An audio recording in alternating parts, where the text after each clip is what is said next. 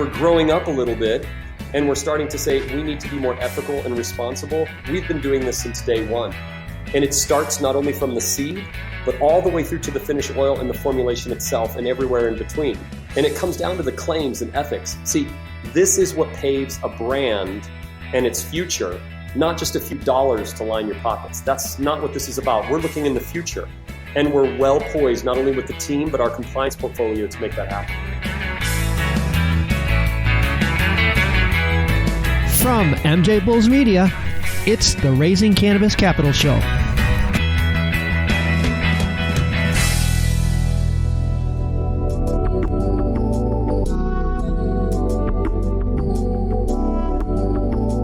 Today on Raising Cannabis Capital, we are joined by Jason Mitchell and Danny Brody from Hemp Fusion. Guys, welcome to the show. Thank you for having us, Dan. Yeah, good to be here. Thank you. Well, we have a lot of ground to cover today, so I want to jump right in. People ask me questions about CBD all the time because there are like thousands of brands saying thousands of different things, and it's very confusing. It's very confusing. And I think people are starting to understand that CBD helps our endocannabinoid system keep our body in balance. But I don't think people fully understand that our body needs more than just CBD. So I'm going to start with Jason, and I hopefully you don't mind, but if you can just go back and explain the entourage effect for us. Absolutely. That's a pretty loaded question. There's a lot to it.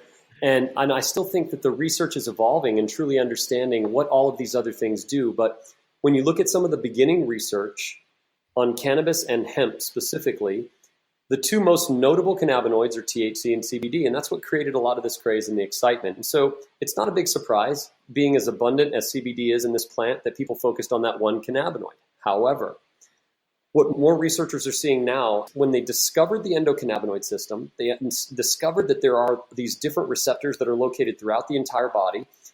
It is quite possibly the most amazing, intricate system that is one primary focus of restoring and maintaining this sense of homeostasis or balance inside the body. And it's like this interconnected network of receptors that helps link together all the biological systems. Now, that itself can be a complicated science and discussion, but where the entourage effect comes in is that different cannabinoids have different affinities for different receptors and can help the body and support the body in different ways. I would like to compare it to, let's say, B vitamins. There isn't just one B vitamin, there are multiple. There's B1, B2, B3, B5. There's so many different B vitamins, and they all have different involvement, but together they work in synergy to help support the body in places like metabolism and energy and in so many different places, where other cannabinoids like CBDV or CBG or CBC are just to name a few. There's over 100 of them right now. Where you can actually see this working most importantly, in a research study done at the Hadassah School of Medicine, University of Jerusalem, Israel, they showed that if you use CBD by itself, it'll work, but it has what's called a bell-shaped curve dose response, which means it stops working. But if you use CBD in conjunction with all these other naturally occurring constituents, you don't experience the same thing. So it begs the argument that these cannabinoids are supposed to work together, and that's where that term entourage effect came into play. Yeah, it's like I said, the more I learn about it and the more research that comes out, the more interested I become in it. Danny, I was going to just shoot this one over to you. I know some CBD brands will refer to their ingredients as an isolate, and some are broad spectrum and some are full spectrum, but not complete. Like they don't have everything complete. And I know in your name, hemp fusion means hemp fused together with other ingredients. How do you retain such high levels of the minor cannabinoids, I guess you could call them, or other ingredients in your products? Yeah, it all comes down to basically the science that Jason's developed as part of the products. And it all starts with the extraction process and the way we grow cannabis all the way through to the end products when we add different things back into them. So it's the whole package that really makes this just such a unique offering. And my favorite thing is always a bit of a personal story. And I come from the finance side, right? I come from raising capital for companies. I've helped cannabis companies and hemp companies raise over $730 million now. And what really drew me to Hemp Fusion in the first place was when I was doing an investigation with Jason, and he gave me a dosing of one of the products, and I had about a 10 milligram serving of one of the Hemp Fusion products, full spectrum with all these incredible terpenes inside of it. And I tell you, my gosh, it did about 10 times what a traditional isolate would have done for me. And I know that because I was taking at the time a 100 milligram serving of an isolate product, And I tried one of these 10 milligram servings of Hemp Fusion's product, and it was night and day difference. That's so great. I watched on your website, Jason, you talked about taking a whole food perspective, and you use what you call the organic panoramic hemp extract, which, if I understand it correctly, it allows you to pull out the oil without damaging the natural constitution of the oil. How do you do this? The extraction process itself is CO2. And a lot of people think that everybody does it the same way, when in fact, that's not the case. You can vary temperature, pressure, and you can vary extraction time frame. And so what's really special about it and why it works so well for our proprietary method is that we use extremely low heat. And we actually extend the amount of time that the extraction process takes. And what that does is, because you take a much more gentle, low temperature approach, you preserve some of these natural constituents. We even take a bit of a Bordeaux approach, if I can beg a little wine reference in here, in how we blend together specific strains of heirloom industrial hemp. We use 5 different strains because one strain might have one characteristic that's a little higher in a particular cannabinoid, and the other might have 3 other cannabinoids that are present that aren't in the other ones. And my background in whole food nutrition is really important. My favorite phrase in medicine is Hippocrates, let food be thy medicine. What he didn't say was let a singular isolated compound identified in a laboratory, double-blind placebo-controlled. He didn't say that. He said, let food be thy medicine. So the closer we can get to the natural fingerprint of the plant, the better we are. And that's really important. And that's why we model everything after that. So while you do get the same CBD that you get per serving in our products as others do at the same price or better, but you actually get more hemp and more of the other constituents, flavonoids, terpenes, cannabinoids. It's just important. Oh my gosh. I saw the blend of the 5 different types of hemp. And as I'm reading your stuff on your website, and as I'm listening to you speak right now, I see a real emphasis on compliance and transparency, from, like you said, using EU registered hemp to having your product certified by the Hemp Authority to using third-party testing. I even saw where you have QR codes on all your boxes where people can actually see the test results of each lot. And currently, CBD companies aren't required to take these extra steps. Do you believe, as the industry starts to get more governmental oversight, that these steps that you're already taking will become mandatory? You're selling a product that someone's putting on or in their body. You already have this responsibility to be this transparent. It's already there, but there are 3,500 companies with an estimated 25,000 products on the market that the vast majority of them are wholly ignorant of what rules actually govern us. A lot of times they think dietary supplements are not regulated. They're heavily regulated. Something called the Code of Federal Regulations, Dietary Supplement Health and Education Act, the Food and Drug Cosmetic Act.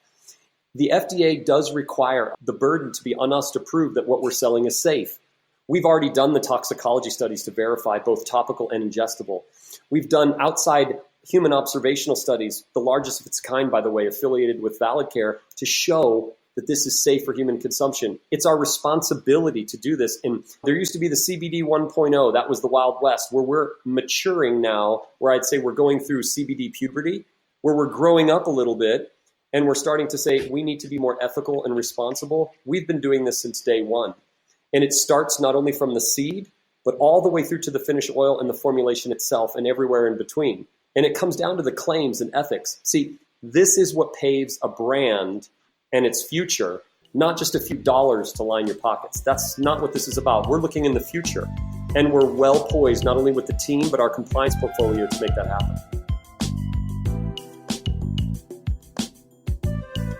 I assume that taking these extra steps is going to make it easier to maintain the shelf space on big box stores and online retailers like Amazon when they start vetting CBD companies. This is what's going to make it possible to be there. There's so many retailers and big platforms like Amazon that are holding out right at the moment for the time when the FDA finally says what they're going to say about guidance. We already know what's going to happen. Being involved in the U.S. Hemp Roundtable, we're getting feedback from them all the time saying, hey, guys, listen, the regulations already exist. You should just follow them. Danny, we started to say something? Yeah, this is what drew me and my team to this company about probably 3 years ago now. But it's Jason's, what he's set up since 2015 all the way to now is that expectation that we're going to move from cannabis 1.0 to 2.0 and have that higher barrier to entry, that higher bar for compliance, that higher standard for products.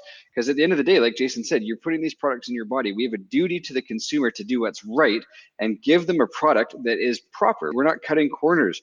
We're not trying to just only make money. We want to do this the right way and set ourselves up for when these regulations do change, that we're one of the companies that's left standing. It's conscious capitalism. Yeah, I love it. That's what the foundation of the entire industry has been built on. And now it's, in some cases, we're getting away from that. And you guys are bringing us back to our roots. And this is about doing what's right. And from a long standpoint, I guess you're a publicly traded company. You're trading on the TSX and the OTC. And you have responsibility not just to your customers, but to your shareholders and to the entire industry to lead in a professional manner. For our investor listeners, what can they expect over the next 12 to 24 months? Jason, I want to answer this first, and then I want to pass it to you. First of all, we've got over 3,000 retail investors that came into our company prior to going public. So 3,000 individuals believed in us even before our IPO. And we've got this incredible thing where we have these investors that are now becoming consumers of the product. They're trying the products. They're telling their friends about it because they're shareholders. They want more people to buy it.